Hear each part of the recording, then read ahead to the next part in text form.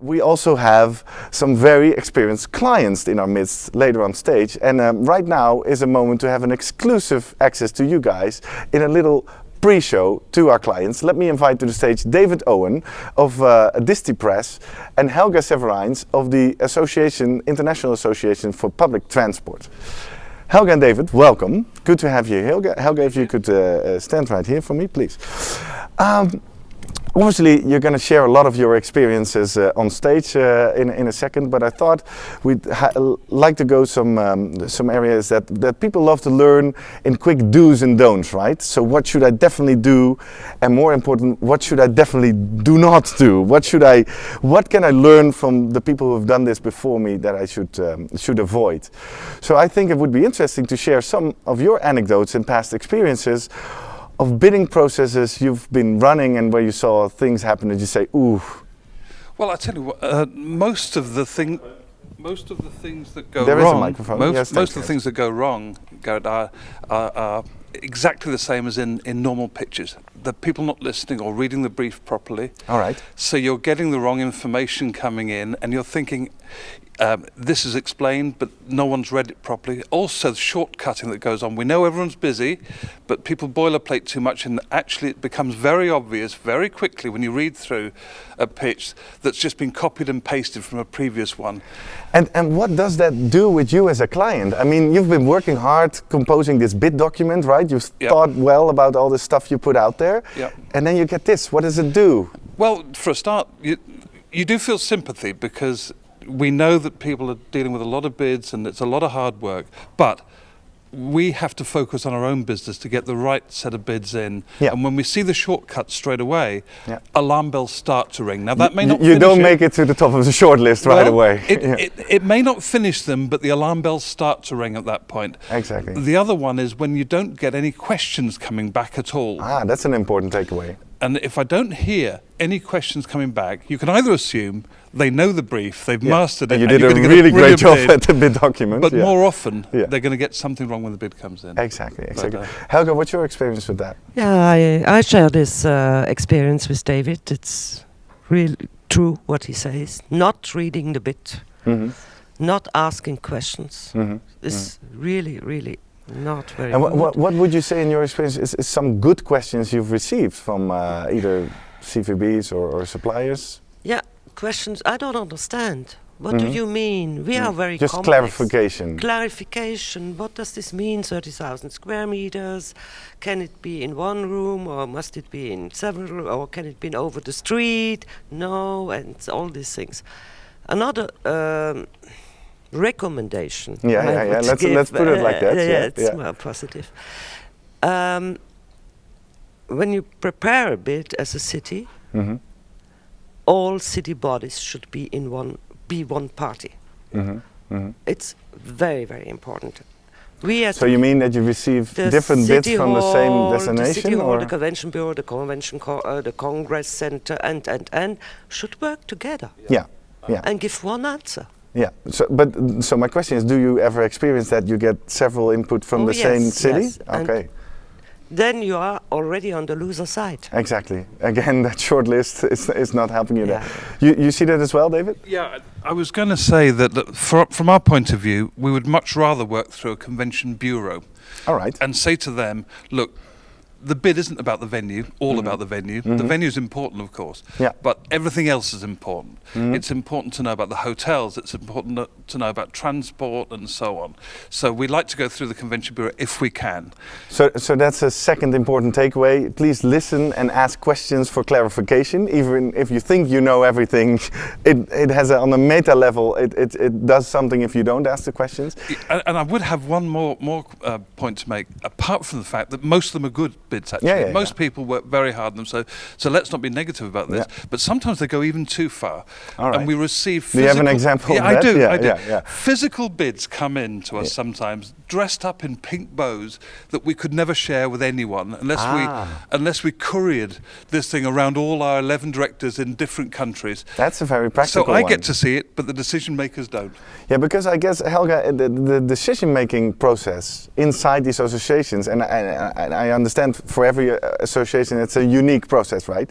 But maybe you could shine a bit of a light. How does that work in your association? How does this shortlist come about? So we have, of course, our bid. We expect to receive the answers, and we receive them, of course. And we have an in-house evaluation team, and these people are also the people who organize the event. Okay, so that's in the organizing department still. So you have logistics for events, exhibitions, content people, etc. And we score it. We have a very detailed scoring list. All right. And we go to the board with the scoring list, and we make a first report to the board. And the board will decide, because at the beginning there will be 5, 6, 7 cities. So, and we only may have 3 shortlisted. Exactly. And then it goes wider into the association, and everybody has to. Is it a democratic process? Very democratic. And then we invite the 3 shortlisted cities. All right. To our headquarters in Brussels. To sit down together. Everything is transparent. And we explain with the 3 selected cities. They sit together in the same room. Sit together in at the same table with all of us, and we explain the final process. Okay. We explain what to do, not to do, what we require. Not big books because we can't mail them. Yeah, we can share them. That's an important takeaway. Yeah. Not offering gifts to one of us. Not intervening at all on the board level. This is ground for exclusion. Okay. So sending nice letters of the mayor of the city, ground for exclusion. Oh wow. And then they can ask. But I think these are some important takeaways that if some of our viewers who might be also executive directors of associations or maybe planning, this is important takeaways, right? So they all hear the same story. Yeah. They all can raise questions. Yeah. But in front of the other bidders. Yeah. And then they go back to their cities. All right. And ask questions, and then we have the site inspection. The site inspection. Any nice anecdotes about do's and don'ts at the site inspection? Well, we are very clear on the site inspection and very fair. We always just try and be very fair. That we say 48 hours.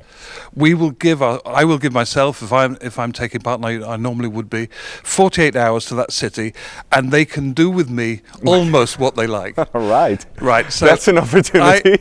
Well, we'll come back to ethics later. But is this enough?